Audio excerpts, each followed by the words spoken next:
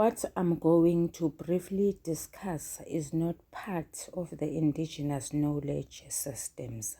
Nevertheless, we learn every day. Did you know that it is therapeutic to go to the sea or near the ocean when you are despondent, desperate, and in despair? It is said that the sea has a calming effect. Sanibonani balingani mabhungu namatshitshi. Igama lami nguSpooky N isiZulu. Namhlanje senza umbhalo obuciko obizwa ngokuthiwa imvunge yokusa, obhalwe ngu-S Ngubane no-T Qwabe. Sizokwenza inkondlo ethi Ngijulise Nkosi, esizokuhlaziya sikucubungule sikudingide umqondo osobala wamabinza amabili ebekade sichaze amagama akhethwe yimbongi. Ake siboneke, umqondo osobala yilokho okushiwo yimbongi noma lokho inkondlo emayelana nako. Kule nkondlo umqondo osobala yilona: imbongi inxusa umdali ukuba ayisize ikwazi ukubhukuda, ihlambe, iye emathunjini olwandle. Kwazise ulwandle lunobude obumangazayo obuhamba buze buyofika le emathunjini omhlaba. Ibinza lokuqala liphendula umbuzo omayelana nokuthi kungani imbongi idinga usizo lomdali.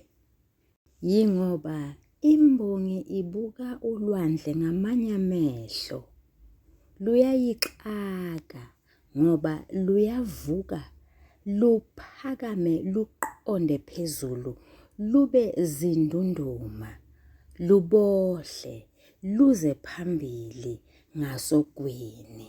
Imbongi ingathekisa ulwandle, ilubiza ngesiziba.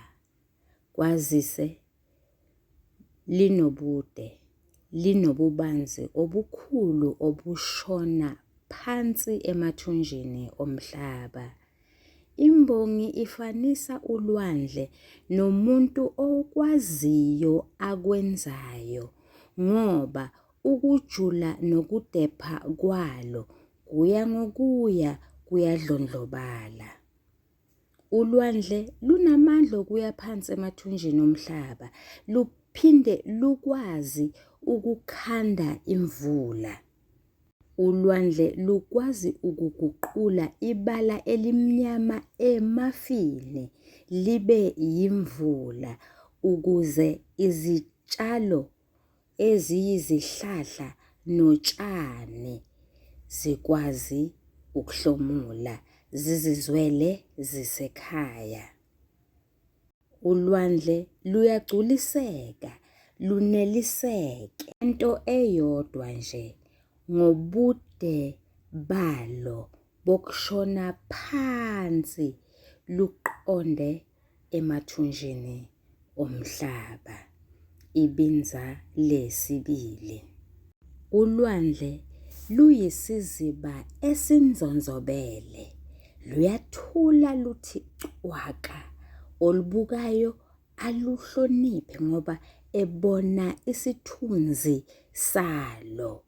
Uma imbongi ilubuka iba novalo, yingakho nje imbongi idinga usizo lomdali.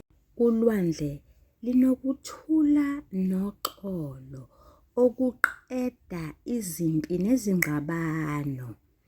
Lokhu yisimo esimanzonzo. Imbongi igqamisa ubukhulu nobulukhuni nobunzima balesi simo esimanzonzo ngokusingathekisa, isibize ngokuthi siyimpi yamazimu. Lesi simo esimanzonzo esiyimpi yamanzimu senza ulwandle ukuba luphuphume okungathi lunamagwebu, luyikazele, lukhephuzelise okwezinwele zetshitshi lomlomo. Ngalokhu imbongi isakhela isithombe ezingqondweni zethu ukuthi ulwandle luthi lungavuka luphakame bese kwakheka umoyana. Singathi ngesilungu phecelezi, the force behind the sea or the ocean creates a sea breeze which makes everything that is nearby to shake a little bit. Imbongi yakucacisa ukuthi yake yalilamela itshitshi lomlomo elalizocasha olwandle lucashela ilanga, kwazise abelungu abanayo ihomoni ebizwa ngokuthiwa imelanin ebavikela elangeni. Ngakho-ke ulwandle luyabaqashisa lubafihle. Imbongi iyacacisa futhi ukuthi uma itshitshi lomlomo iyobhukuda olwandle lisuke ligqoke izimpahla zokubhukuda, yingakho nje kuye kubonakale sengathi lihambaze. Ngokucashisa umlungu ulwandle luyagculiseka, ulwandle luyeneliseka. Balingani bami nane bafundi, sizogcina lapha okwanamhlanje, kwazise senze amabinza amabili kuphela, nesale kahle neyathandwa.